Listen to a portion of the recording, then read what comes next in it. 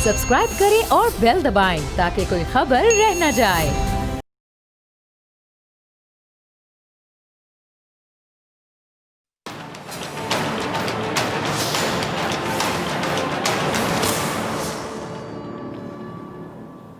अस्सलाम वालेकुम नाज़रीन, मैं हूं डॉक्टर फ़िज़ा अकबर खान और मैं हूं पाकिस्तान और आप देख रहे हैं पाकिस्तान के सबसे बड़े न्यूज़ चैनल का नंबर 1 प्रोग्राम ऐसे नहीं चलेगा। नाज़रीन, भारत का सबसे बड़ा कसाब मोदी जो पाकिस्तान के खिलाफ, मुसलमानों के खिलाफ मनफी प्रोपेगेंडा करता है, हमेशा करता है, जो आए दिन कश्मीर में मुसलमानों पर जुल्म के पहाड़ तोड़ता है, जन्नत नज़ीर वादी में खून की नदियाँ बहाता है और इसका इल्ज़ाम भी पाकिस्तान पर लगाता है। अपना मकरू और गंदा चेहरा छुपाने के लिए वो इल्ज़ामात का सहारा लेता है। खुद को नेक और दूसरों को शैतान साबित करने वाला नरेंद्र मोदी अपने जराइम छुपाने के लिए हर मुमकिन कोशिश कर रहे हैं, लेकिन मोदी के गुनाहों की लिस्ट इतनी बड़ी है कि छुपाए भी ना छुपे। मोदी दूसरों के गिरेबानों में हाथ डालता है लेकिन अपने अंदर झांकने की हिम्मत नहीं करता। इसे क्या कहते हैं? इसे कहते हैं कि दूसरों को नसीहत और खुद मियाँ फसीहत। मोदी, तुम्हें तो चुल्लू भर पानी में डूबकर मर जाना चाहिए। भारत जो खुद को सेकुलर स्टेट कहता है, लेकिन इस बड़े से हिंदुस्तान का दिल और दिमाग दोनों बहुत छोटे हैं। मोदी खुद बहुत बड़ा हिटलर है, लेकिन उसने अपने जैसी बीमार ज़हनियत के लोग शायद इसलिए पाले हुए हैं ताकि वो अपने काले करतूतों का किसी तरह से दिफा कर सके।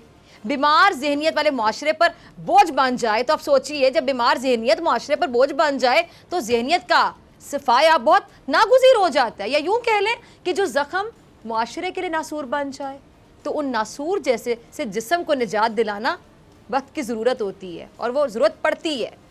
भारत में एक ऐसा शख्स जो इंसान कहलाने के लायक नहीं है, इंसानियत पर वो कह लें कि बदनुमा दाग है, जिसकी दुनिया में आपको कोई मिसाइल ढूंढ के भी मिसाल नहीं मिलेगी। हैवानियत में उसने वो मिसाली रिकॉर्ड कायम किए हैं जो शायद रहती दुनिया तक टूट ना सके, को तोड़ ना सके। सच को झूठ के पर्दे में छुपाने में उसका कोई सानी नहीं है।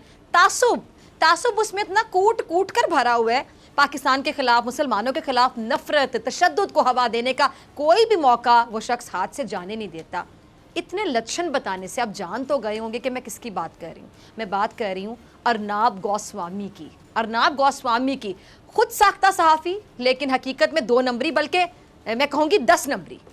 खबर ये कि उसी अर्नाब गोस्वामी को मुंबई पुलिस ने गिरफ्तार कर लिया और सच है कि जो दूसरों के लिए गड़ा खोदता है खुद उसमें एक दिन गिरता है। भारतीय मीडिया अर्नाब गोस्वामी की गिरफ्तारी की कहानी किस तरह बयान कर रहा है, ज़रा सुनिए। यूँ बयान कर रहा है कि जी एक आर्किटेक्ट फर्म, उसके मैनेजिंग डायरेक्टर 53 साला अनवे और उनकी वालिदा ने 2018 में खुदकुशी की थी और इस हवाले से खबरें सामने आई थी कि अर्नाब गोस्वामी के चैनल ने अनवे को एक बड़ी रकम अदा करनी थी जो इस जालिम आदमी ने अदा नहीं की और अनवे का हक मार लिया। इसके अलावा दीगर 2 और कंपनीज है जिन्होंने आर्किटेक्ट डिज़ाइनर को रकम की अदायगी नहीं की थी। अब तीनों की रकम मिलाकर 5 करोड़ से भी ज़्यादा की बनती है। 5 करोड़ से ज़्यादा, आपने सही सुना। अर्नाब गोस्वामी ने एक स्टूडियो बनाया और उसकी डिज़ाइनिंग का जो काम है वो अनवे की कंपनी को दिया। ठीक है जी। जब अर्नाब ने स्टूडियो से अपना चैनल बना लिया तो उसने अनवे को धमकियाँ देनी शुरू कर दी कि अगर पैसे मांगोगे तो मैं अपने चैनल के ज़रिए तुम्हें बदनाम कर दूंगा। अब भारतीय मीडिया के मुताबिक अर्नाब के बदतरीन रवैये की वजह से आर्किटेक्ट डिज़ाइनर अनवे और उनकी वालिदा ने 2018 में फार्म हाउस पर खुदकुशी की और पुलिस को अनवे के हाथ से एक पर्चा भी मिला था जिसमें उन्होंने उन तीनों कंपनीज पर रकम की अदम अदायगी का इल्ज़ाम आयद किया था और मतलूबा रकम ना मिलने पर उन्होंने और वालिदा ने तंग आकर खुदकुशी कर ली। अब जैसे कि नाज़रीन, मैंने शुरू में कहा कि मोदी खुद को दूध का धुला साबित करने की कोशिश करता है और अंदर ही अंदर अपने ही लोगों का खून बहाता है। हिंदुत्व के दावे तो बड़े हैं, लेकिन ये कैसी कट्टर इंतहा पसंद सोच है जिसको शिद्दत पसंदी के आगे कुछ नज़र ही नहीं आता। मतलब नाम नेहाद शाइनिंग इंडिया में इंसाफ आखिर किस चिड़िया का नाम है? ये ज़रा जानने के लिए ना आप ये अनवे की अहलिया का क्लिप देखिए, सुनिए वो क्या कहती हैं। बहुत सी चीज़ें आपको समझ आ जाएंगी, देखिए ज़रा।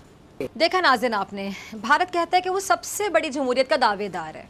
भारत में मोदी का पैदा किया हुआ वो घुटन ज़दा माहौल है जहाँ वो सिर्फ मुसलमानों की नहीं, सिर्फ मुसलमानों ही नहीं बल्कि अपनी हिंदू बिरादरी की सांसें भी तंग कर रहे हैं। भारत वो मुल्क है जहाँ इंसाफ का आए रोज़ गला घूंटा जाता है।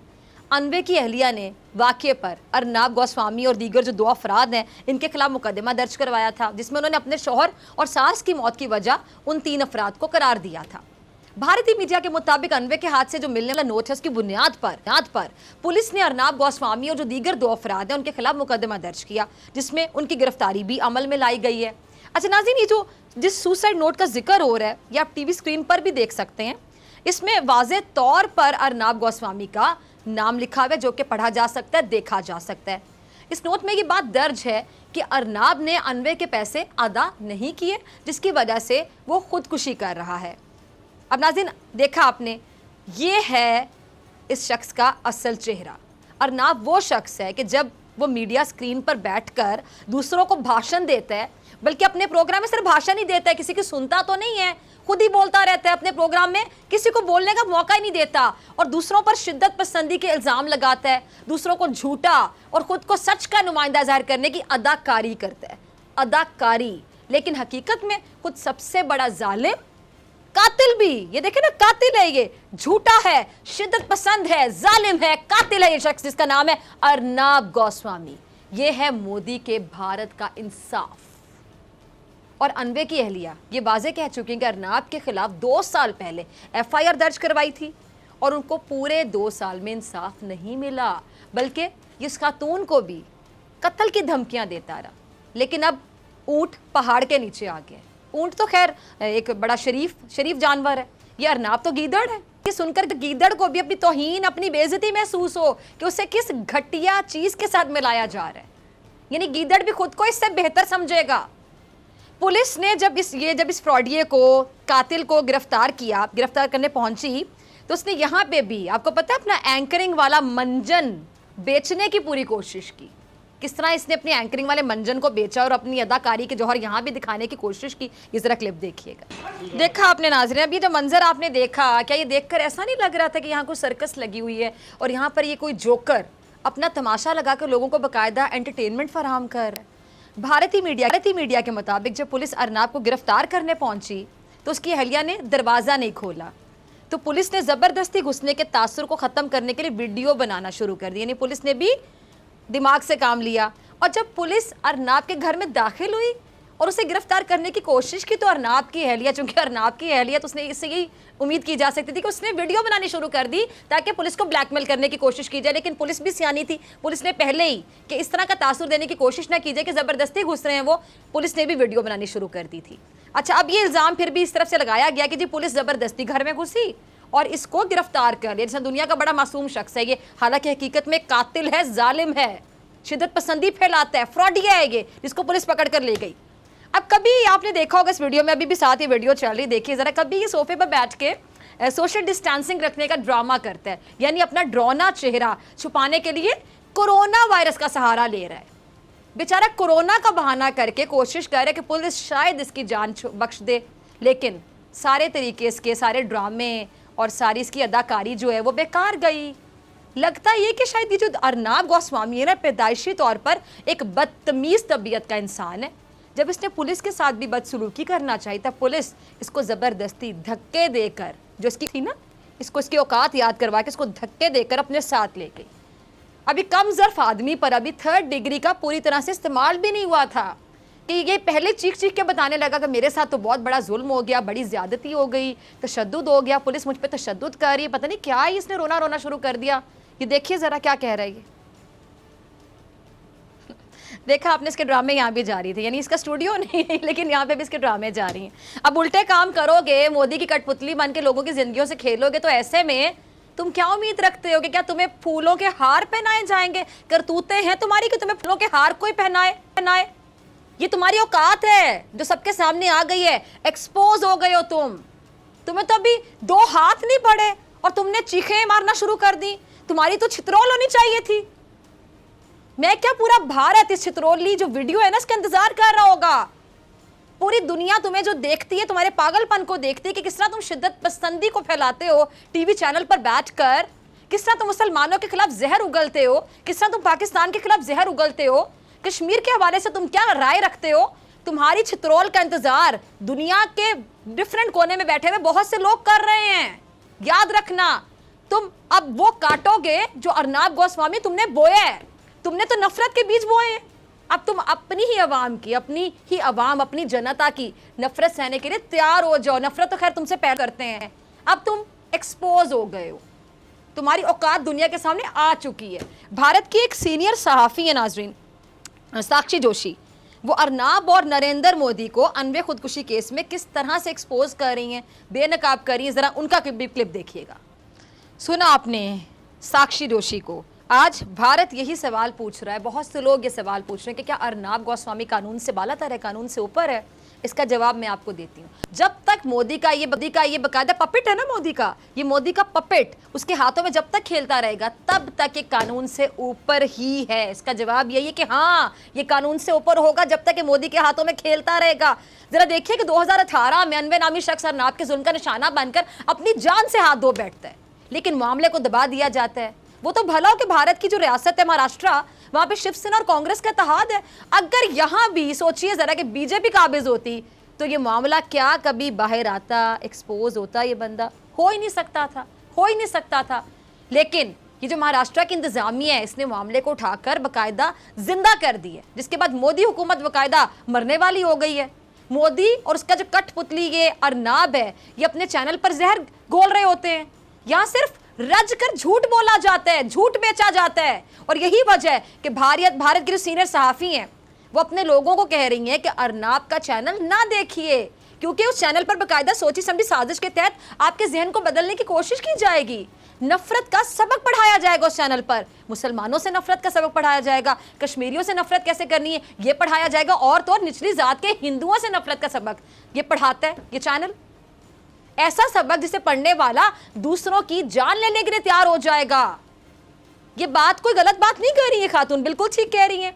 इस जोकर का, अर्नाब गोस्वामी का आप कोई प्रोग्राम उठाकर देख लें, हर एक प्रोग्राम में इसने नफरत, तासुब, इंतहा पसंदी, हिंदुत्वा का यही चूरन बेचने की कोशिश की है।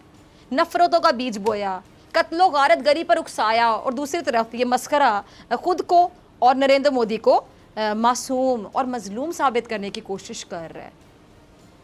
इसलिए ये इंडियन ने हम वतनों को ये नसीहत कर रही हैं कि इसकी एक ना सुनना। ये कोई इल्ज़ाम नहीं है। आप देखें सारे भारत में इस मस्खरे की गिरफ्तारी पर मरोड़ उठा भी तो पता है किसके पेट में? योगी आदित्यनाथ के पेट में। ये देखिए ज़रा क्या कहता है ये। सुना आपने शख्स को, मोदी के चमचे अर्नाब पर हाथ डाला गया तो योगी आदित्यनाथ को मीडिया पर हमला याद आ गया। योगी आदित्यनाथ, जरा याद करो, जब गुजरात में तुमने खून की होली खेली थी, क्या वो इंसानियत पर हमला नहीं था? मुसलमानों और मकबूजा कश्मीर में लोगों पर जो जुल्म ढाए, क्या वो हमला नहीं था तुम्हारे मुताबिक?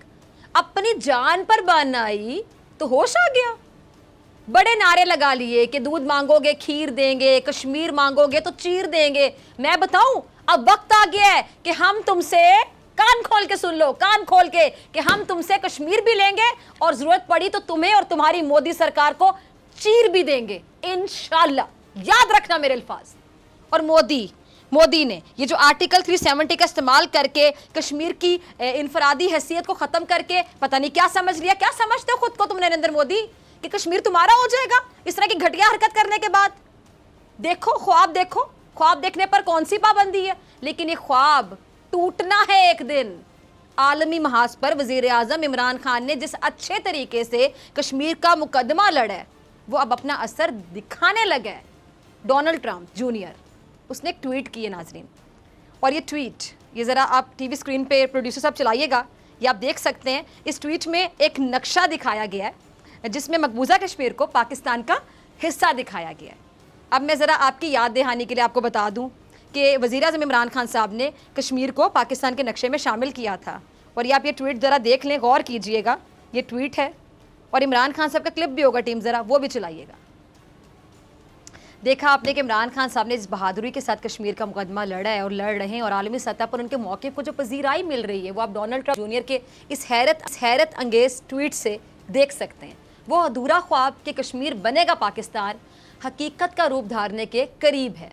भारत डोनाल्ड ट्रंप जूनियर की इस ट्वीट पर काफ़ी शोर मचा रहा है, और मोदी का ये जो गोदी लिया हुआ मीडिया है ना, गोदी मीडिया, इस पर सख्त बरहमी का इजहार भी कर रहा है। और करे भी क्यों नहीं, इसको आलमी सतह पर एक बड़ी नाकामी का जो सामना करना पड़ा है। अब यही रिएक्शन था ना इनका। भारत ने बड़े पैसे लगाए थे ट्रंप पर, बड़ी चमचागिरियां भी की थी, लेकिन ये सारी सरमायाकारी अब भाड़ में जाती हुई नजर आ रही है। वज़ीर-ए-आज़म इमरान खान साहब ने मोदी को बाकायदा नाक के बल जमीन पर पटक कर रख दिए। इसी को कहते हैं पटक कर रखना।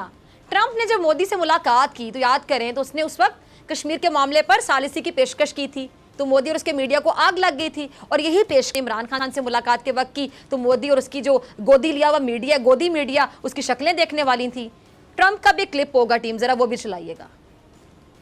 नाज़रीन, मैं एक और चीज़ आपको बताना चाहती हूँ, याद करवाना चाहती हूँ कि शंघाई ताउन तंजीम का ऑनलाइन कौमी सलामती के मशीरों का जो इजलास मुनक्किद हुआ था, उस मौके पर पाकिस्तान की जो नुमाइंदगी है वो डॉक्टर मोइद यूसुफ ने की थी। इजलास की सबसे अहम बात पता क्या थी कि पाकिस्तान की नुमाइंदगी करने वाले डॉक्टर मोइद यूसुफ के पीछे पाकिस्तान का जो नया सियासी नक्शा है ना वो लगा हुआ था, जिसमें कश्मीर भी शामिल था। अब उस पर भारत की जो कौमी सलामती के मुशीर हैं अजीत डोवल, उसकी जानिब से नक्शे पर एतराज़ उठाया गया और इस एतराज़ को शंघाई ताउन तंजीम के तमाम मेंबर्स की जानिब से रद्द कर दिया गया और रूस ने उस मौके पर पाकिस्तान का सबसे ज़्यादा साथ दिया था। अब यकीनी तौर पर यह अजीत डोवल के लिए शर्म से डूब मरने का मुकाम था, लेकिन क्या करें, बेशर्मों का शर्म से क्या क्या काम उनका शर्म से, ये तो उन्हें छूकर भी नहीं गुजरी। ये पता भी लग गया कि रूस और अमेरिका, दो बड़ी ताकतें, कश्मीर के मामले पर पाकिस्तान का साथ दे रही हैं। अब कश्मीरी अवाम की तारीकी उजाले में बदलने के करीब है। अब वो दिन दूर नहीं है जब कश्मीर बनेगा पाकिस्तान, इंशाल्लाह। कश्मीर की वादियों में आज़ादी का सूरज तुलू होगा इंशाल्लाह। अब मोदी और अरनाब जैसे जो नासूर है ना, उनके मुंह पर कालक मले जाने का वक्त है, क्योंकि जुल्म का जो निज़ाम है वो ज़्यादा देर चल नहीं सकता। अब ऐसे नहीं चलेगा। मिलते हैं ब्रेक के बाद।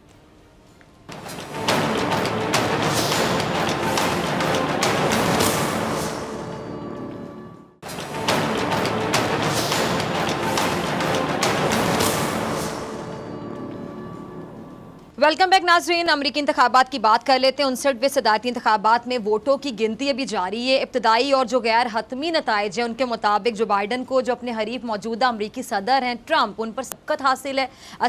सदारती इलेक्शन में कामयाबी के लिए दोनों उम्मीदवारों को 270 इलेक्टोरल वोट हासिल करने ज़रूरी हैं और अब तक के जो नताइज हैं उनके मुताबिक जो बाइडन 238 वोट्स लेकर आ गए हैं, जबकि डोनाल्ड ट्रंप की अगर बात करें तो 213 वोट्स उनको हासिल हुए हैं। जो नताइज है में ताखीर और रोके जाने को मुतनाज़े बनाते हुए अमेरिकी सदर डोनाल्ड ट्रंप ने मुकम्मल नताइज आने से पहले ही अदालत में जाने का ऐलान भी कर दिया है। अब दूसरी जानिब जो बाइडन ने अपने हामियों और जो अपनी इलेक्शन टीम है उनका शुक्रिया भी अदा किया और इस मौके पर उन्होंने कहा है कि बाज़ रियासतों में नताइज तवक्को से भी ज़्यादा, एक्सपेक्टेशन से ज़्यादा अच्छे साबित हुए हैं। अच्छा नाज़रीन, अमेरिका का सदर कौन बनेगा, इस सवाल के जवाब के लिए थोड़ा सा इंतज़ार करना होगा, लेकिन इस वक्त जो पूरी दुनिया है उसकी नज़रें सिर्फ अमरीकी सदारती इंतखाबात पर ही लगी हुई हैं और सबको बेसब्री से इंतज़ार है कि कौन बनेगा सदर अमरीका का। पाकिस्तान में भी इंतखाबात को लेकर खासी अहमियत दी जा रही है। अब वजह क्या, वजह दोनों ममालिक के दरमियान रवाबित की जो तल्ख तारीख है ना वो है, जिसमें बेशुमार हम कह सकते हैं कि उतार चढ़ाव आए हैं और मौजूदा अमरीकी इंतज़ामिया के साथ गुज़िश्ता 4 साल से जो ताल्लुकात हैं वो कुछ बहुत ज़्यादा दोस्ताना करार नहीं दिए जा सकते। ट्रंप एडमिनिस्ट्रेशन की अगर मैं बात करूं तो एडमिनिस्ट्रेशन के जो अफ़गानिस्तान से निकलने और तालिबान से मुज़ाकरात के लिए पाकिस्तान ने ताउन फराहम किया और FATF समेत जो दीगर अहम मामलात हैं उन पर पाकिस्तान को अमरीकी हिमायत भी हासिल नहीं हुई है, जो कि होनी चाहिए थी। अब यही वजह है कि पाकिस्तान अमरीका में जो बाइडन को खुश आमदीद कहना चाहता है और वज़ीर आज़म ने भी एक इंटरव्यू में वज़ीर-ए-आज़म ने एक इंटरव्यू में जो बाइडन की फतह का इम्कान भी जाहिर किया और अमरीकी इंतखाबात से पाकिस्तान के ताल्लुकात में क्या तब्दीलियां हैं जो एक्सपेक्ट की जा रही हैं, मुतवक्के हैं। इस बारे में बात करने के लिए जो मेरे साथ मेहमान मौजूद है, किसी तारुफ नहीं है, जनरल रिटायर्ड एजाज एवान साहब मेरे साथ मौजूद है। जनरल साहब बहुत शुक्रिया ज्वाइन करने के लिए। जनरल साहब, अमरीका के इंतखाबात, सदारती इंतखाबात हैं, कौन जीतेगा, कौन बनेगा सदर, तमाम लोग बेसब्री से इंतज़ार कर रहे हैं। अब ज़ाहिरी बात है पाकिस्तानियों को इंतज़ार क्यों होगा, क्योंकि पाकिस्तान को किसके सदर बनने से ज़्यादा फ़ायदा पहुँचेगा आपके मुताबिक, ये जानना चाहते हैं तमाम लोग।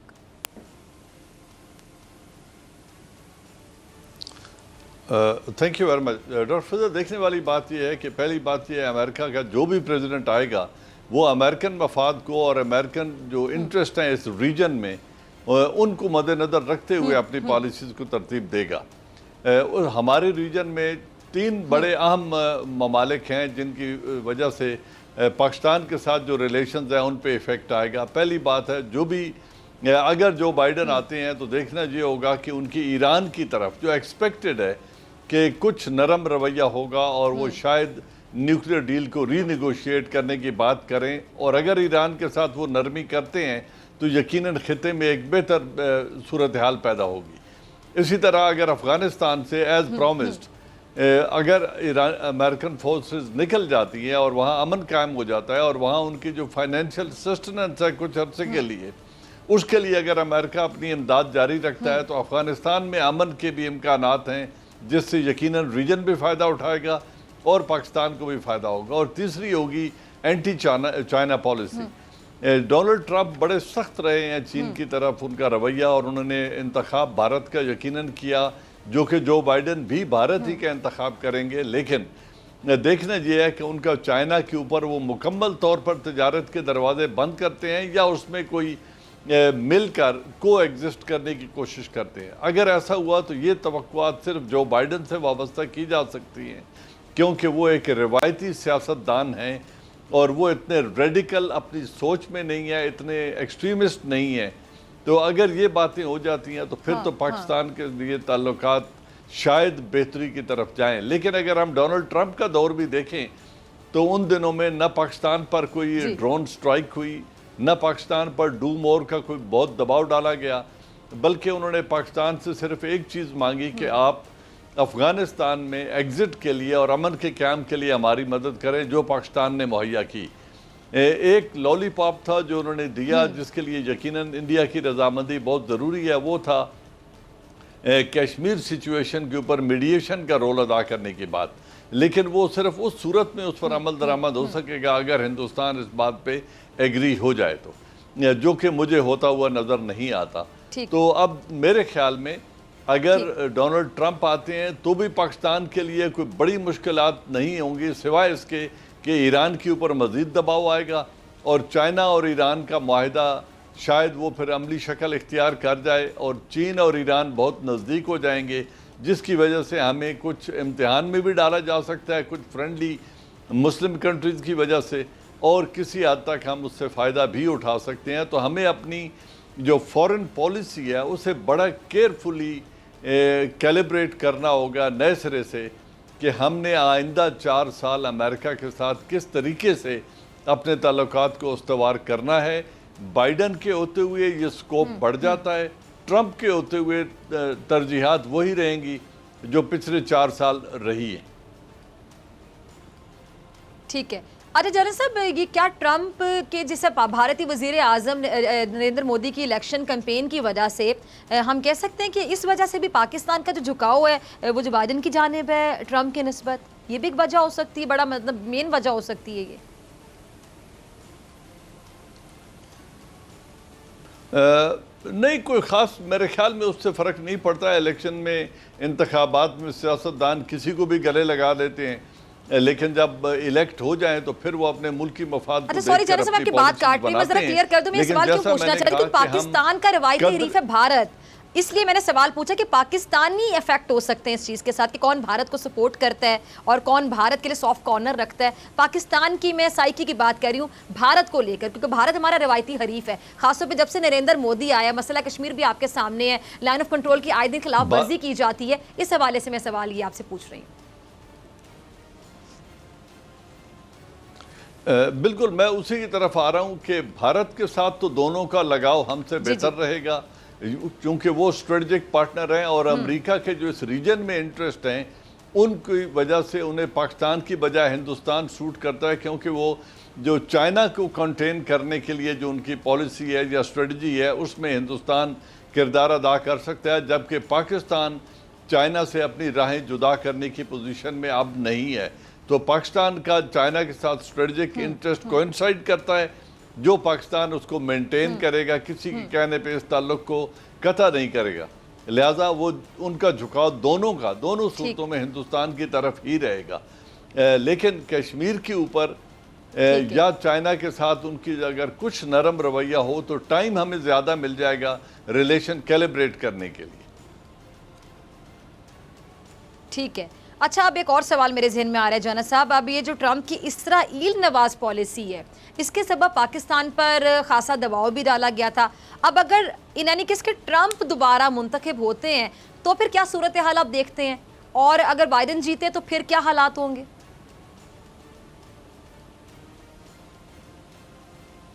एक दफा फिर अपना दोहराइएगा सवाल, मुझे बात समझ नहीं आई। ये जो इसराइल नवाज पॉलिसी के हवाले से मैं बात करना चाहती जनरल साहब कि ट्रंप की जो इसराइल नवाज पॉलिसी है, इसके सबब पाकिस्तान पे खासा दबाव डाला गया है। अगर ट्रंप दोबारा मुंतखब हो जाते हैं तो सिचुएशन कैसे देखते हैं? जी जी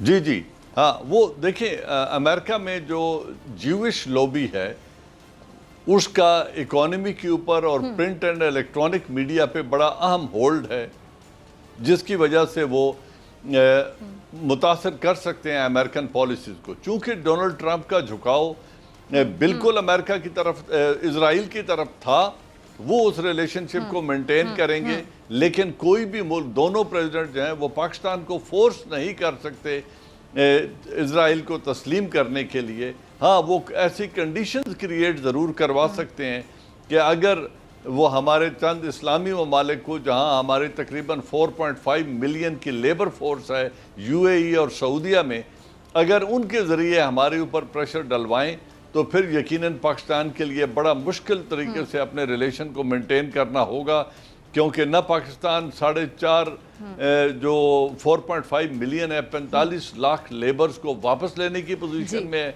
न उनके जॉब जो है वो खो सकता है। इसी तरह इनके साथ हमारे स्ट्रेटजिक रिलेशंस हैं, तो हम चाहेंगे कि इस्लामी ममालिक भी हमारे ऊपर उस तरह का दबाव न डालें, क्योंकि यूएई तो उसको तस्लीम कर चुका है, सऊदी अरेबिया अभी कुछ वक्त लेगा, फ़ौरन तस्लीम नहीं करेगा इजराइल को। तो ये जो साल 2 साल का पीरियड हमें बीच में मिल रहा है, इसमें मैं जो बार बार कह रहा हूँ कि हमें अपनी फॉरेन पॉलिसी को बड़ा केयरफुली कैलिब्रेट करना होगा, ताकि हम इस तरह का कोई अनड्यू प्रेशर भी ना लें।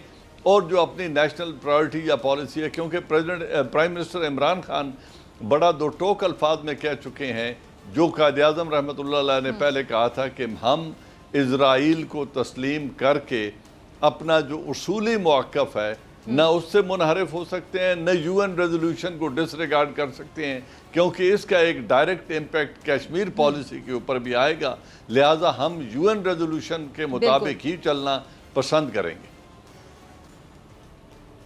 ठीक है। अच्छा जनरल साहब, लास्ट में मैं जानना चाहूँगी, मुझे आपका शुक्रिया अदा करना है, ब्रेक पे जाना है। पहले ही अदालत में जाने की बात करना शुरू कर दी ट्रंप ने कि अगर वो हार जाता है तो वो अदालत में चला जाएगा, यानी पहले से उसको नज़र आ रहा है, अपनी शिकस्त नज़र आ रही है।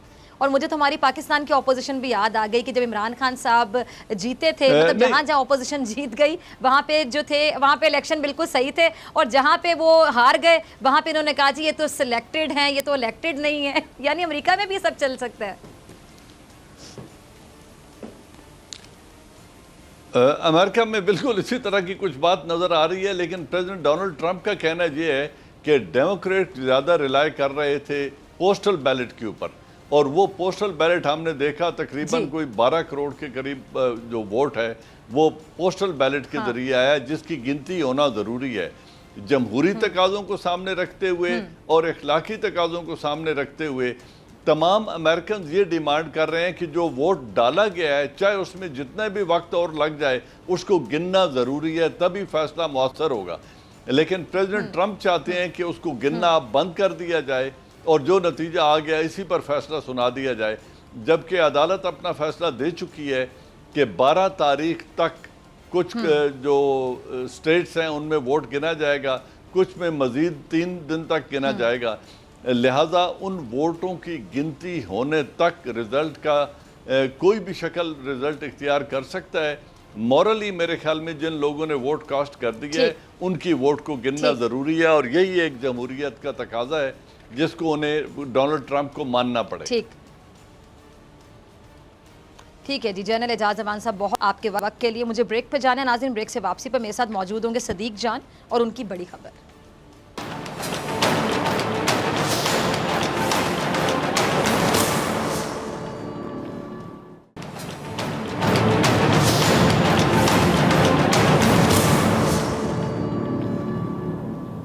नाज़रीन, आप देख रहे हैं ऐसे नहीं चलेगा। मैं हूं आपके साथ डॉक्टर फिज़ा अकबर खान। इस सेगमेंट में हमेशा की तरह मेरे साथ मौजूद है नुमाइंदा खुसूसी सदीक जान। Sadiq, warm welcome. आज की बड़ी खबर हम ये डिस्कस करने जा रहे हैं कि जी नून लीग नाराज़ अरकान हैं उनके चौधरी निसार अली खान साहब से राब्ते हुए हैं और जी चौधरी निसार को इज्जत दो, नून लीगी अरकान का ये मुतालिबा है। तो सदीक आपकी तरफ आना चाहूँगी, वोट को इज्जत तो दी नहीं गई नून लीग वालों से, अब चौधरी निसार अली खान साहब को इज्जत देने का क्या मामला है, ये क्या खबर है, अंदर से क्या बात है, ज़रा बताइएगा। जी ये चौधरी निसार अली खान आपको पता है कि जब अलग हुए थे तो उस वक्त यही हुआ था कि चौधरी निसार अली खान ने मेन जो बात की थी वो यही की थी कि मैं मरियम नवाज़ को अपना लीडर नहीं मानता। और उस वक्त ये भी हुआ था कि वो ये बार बार ये कहते थे कि मैं नवाज शरीफ को अपना कायद मानता हूँ, नवाज शरीफ को अपना लीडर मानता हूँ। और वो साथ ये भी कहते थे कि नवाज शरीफ और उनकी बेटी ये दोनों खुशामदियों के गिर्द घिर चुके हैं और इनको जो हकीकत पर मबनी बात है वो नहीं बताई जाती, इनको सही मशवरा नहीं दिया जाता। और वो शहबाज शरीफ के खास से क्लोज भी थे और वो नवाज शरीफ और नून लीग और इस्टेब्लिशमेंट के दरमियान पुल का किरदार भी अदा करते थे। अब जब ये अरकान कुछ नाराज़ हुए नून लीग से तो उन्होंने चौधरी निसार अली खान से राब्ते शुरू कर दिए हैं, लेकिन अभी तक हमारे ज़रा यही बताते हैं कि चौधरी निसार अली खान ने उनको कोई रिस्पॉन्ड नहीं किया, कोई रिस्पॉन्स नहीं दिया। चौधरी निसार से उनकी मुलाकात का वक्त तय नहीं हुआ। ये नून लीग के वो अरकान हैं जो ये समझते हैं, जो ये चाहते हैं कि वो नून लीग में रहे, लेकिन नून लीग में बयानियाँ शहबाज शरीफ का चले, क़यादत शहबाज शरीफ क्यों नहीं चाहिए, सदर वो हैं तो पॉलिसीज भी उनकी चलनी चाहिए। जो पाकिस्तान में शहबाज शरीफ मौजूद हैं तो उन्हीं के हिदायत पे सारे काम होने चाहिए और वो ये समझते हैं कि इदारों से लड़ाई नहीं होनी चाहिए। और इस वक्त नून लीग के अंदर बहुत सारे लोग ये समझते हैं कि अगर चौधरी निसार को वापस लाया जाता है तो आसानी होगी इदारों के साथ बात करने में और इदारों के साथ राब्ते में। और ये अरकान ये भी समझते हैं कि चौधरी निसार जो बात बार बार कहते रहे थे नवाज शरीफ को कि आप फौज से लड़ाई ना करें, आप अदलिया से लड़ाई ना करें, अदलिया के हवाले से वो कहा करते थे कि आपको रिलीफ इन्हीं इदारों से मिलेगा, इन्हीं अदालतों से मिलेगा जिन अदालतों को आज आप गालियाँ दे रहे हैं। और ये जो नाराज़ अरकान हैं उनकी जानिब से जो चौधरी निसार का मुतालबा किया जा रहा है, ये मरियम नवाज़ को भी एक तरह से आप समझें कि उनको गुस्सा दिलाने वाली बात है, क्योंकि चौधरी निसार के नून लीग से जाने की वाहिद वजह जो है वो मरियम नवाज़ थी। और मरियम नवाज़ के इर्द गिर्द जो 2-3-4 लोग हैं जो सिलेक्टेड हैं, जिनको सिलेक्ट किया जाता है और उनको मखसूस नशिस्तों पर लाया जाता है, जिनको किसी को सेनेटर बनवा दिया जाता है, किसी को मखसूस नशिस्त पे MNA बनवा दिया जाता है, किसी को जो खवातीन हैं उनको मखसूस नशिस्तों पर MPS बनवा दिया जाता है, तो उनके इर्द गिर्द वो लोग ज़्यादा नहीं हैं जो डिसीजन करते हैं, जो कि इलेक्शन बराह रास्त लड़ कर आते हों, वोट लेकर आते हों। नून लीग में हम देख रहे हैं कि नून लीग में जो लोग इलेक्शन लड़ कर आते हैं, वोट लेकर आते हैं, उनका बयानिया, उनकी राय, उनकी हिकमत अमली कुछ और है। जो लोग गैर मुंतखब अफराद हैं जिनको ये सिलेक्ट करके और मखसूस नशिस्तों पर लाया जाता है, वो चाहते हैं कि इदारों के साथ लड़ाई हो, वो चाहते हैं फौज पर हमले हों, वो चाहते हैं कि ये लड़ाई में मजीद शिद्दत आए। और दो तरह के लोग इस वक्त मरियम के करीब हैं, एक वो जो इलेक्शन लड़कर नहीं आते, वो उनको ज्यादा मशवरे दे रहे हैं। दूसरे वो लोग हैं 8-10 जो ऑलरेडी रेड लाइन क्रॉस कर चुके हैं, जिनके केसेस इतनी संगीन हैं कि उनको पता है कि अगर हम जो है वो पीछे हटते हैं और तो नवाज शरीफ को अकेला छोड़ते हैं और नवाज शरीफ का ये बयानी दम तोड़ जाता है तो भी हमें नुकसान है। अब वो क्योंकि रेड लाइन क्रॉस कर चुके हैं और उनको ये भी पता है कि हम तहरीक इंसाफ में नहीं जा सकते, हम किसी और जमात में नहीं जा सकते, जिस हद तक हम जा चुके हैं 8-10 लोग वो हैं और कुछ वो लोग हैं जो गैर मुंतखब हैं। इसके अलावा जितने लोग हैं जो कि इलेक्शन लड़कर आते हैं उनकी हिकमत अमली कुछ और है। यही वजह है कि हमने बताया था अपने प्रोग्राम में कि जब सेनेटर्स और MNAs को बुलाया गया था तो 40 से 50 लोग नहीं आए थे, क्योंकि वो ये समझते हैं कि ये जो बयानियाँ हैं ये नहीं चल सकता, हल्कों के अंदर उनको जो है वो सख्त रद्द-ए-अमल का सामना करना पड़ सकता है अगर ये फौज मुखालिफ नवाज शरीफ के बयानी के साथ खड़े होते हैं। तो अब ये जो नाराज़ अरकान हैं ये चाहते हैं कि ये नून लीग में रहें, लेकिन नून लीग में शहबाज शरीफ का बयानिया चले और चौधरी निसार वापस आएँ, या ये भी हो सकता है कि वो ये चाहते हों कि ये सारे चौधरी निसार के साथ चले जाएं, चौधरी निसार आके इनको लीड करें और चौधरी निसार के ज़रिए ये फिर कुछ ताकतवर हलकों के साथ राब्ते में रहें और वहाँ से इनको अगर फ़ायदा मिल सकता है तो वो लेने की कोशिश करें। लेकिन अभी तक चौधरी निसार ने कोई रद्द-ए-अमल नहीं दिया इसके ऊपर और ये कोशिश कर रहे हैं कि हमारी चौधरी निसार से मुलाकात हो जाए। और अब नून लीग के लिए एक तो बलूचिस्तान में मामला बड़े मुश्किल हो चुके हैं। हमने कल अपने प्रोग्राम में बताया था कि 7 नवंबर को वहाँ पर इजलास तलब कर रखा है कादिर बलोच ने, और साथ ही पंजाब में अब एक तरफ तो पहले नवाज शरीफ के बयानी से वो खुद को अलग कर रहे थे, अयाज सदी के बयान की मजम्मत कर रहे थे, और अब एक स्टेप आगे बढ़ के वो चौधरी निसार से राब्तों की कोशिश कर रहे हैं और चौधरी निसार को वापस लाना चाह रहे हैं। अब ये फैसला चौधरी निसार अली खान ने करना है कि वो वापस आते हैं नहीं आते, या अच्छा सदीक, इस पूरी सिचुएशन में अगर हम मरियम नवाज की बात करें तो बड़ा कोशिश करती हैं जब भी ऐसी कोई सिचुएशन हो कि अपनी वालिद की जगह वो अपना दिमाग यूज़ करने की बड़ी कोशिश करती हैं। बहरहाल दिमाग वो जब भी यूज़ करती हैं तो कुछ ना कुछ गलत भी कर जाती हैं, कुछ ना कुछ ब्लंडर भी कर जाती हैं। इस सिचुएशन में मरियम अब क्या सोच रही हैं, कोई अंदर की खबर आपके पास हो? और मुझे अभी तक याद है जब ये अब्दुल कादिर साहब ने जब ये अलहदगी की बातें सामने आई तो मरियम औरंगज़ेब साहिबा ने अलग से एक मौक़िफ़ दे दिया था कि जी नाराज़गी की वजह तो कुछ और है, मतलब ये अभी भी पर्दे डालने की पूरी कोशिश कर रहे हैं, लेकिन अब तो पर्दे नहीं डलेंगे, अब तो छुपे भी नहीं छुपेगा। अब सबके सामने क्लियर हो गया कि नवाज शरीफ के बयानिए के साथ इनमें से बहुत से लोग नहीं चल सकते।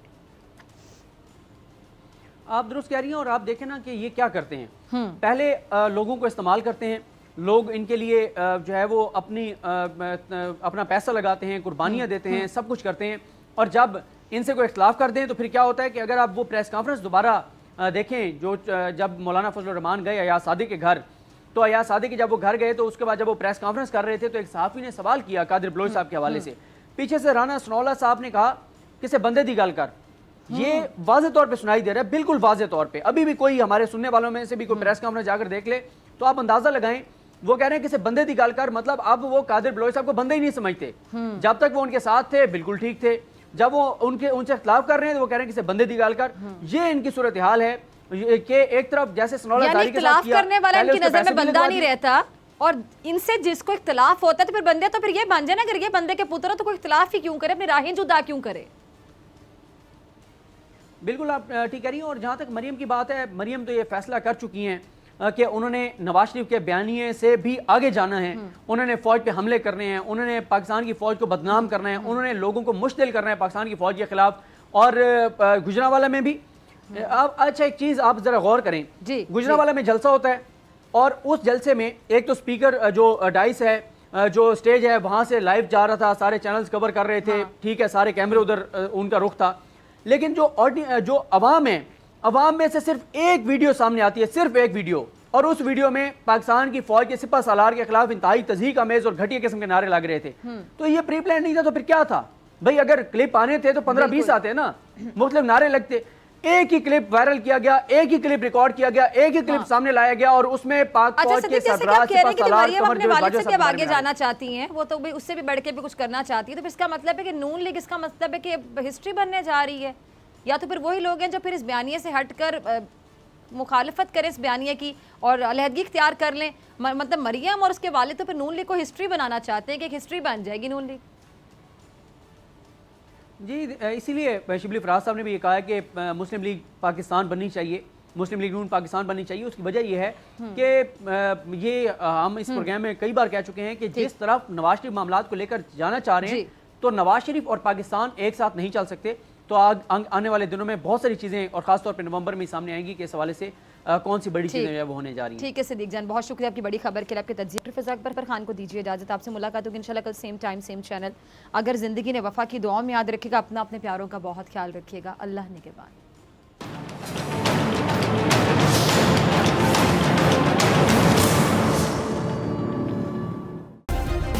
सब्सक्राइब करें और बेल दबाएं ताकि कोई खबर रह न जाए।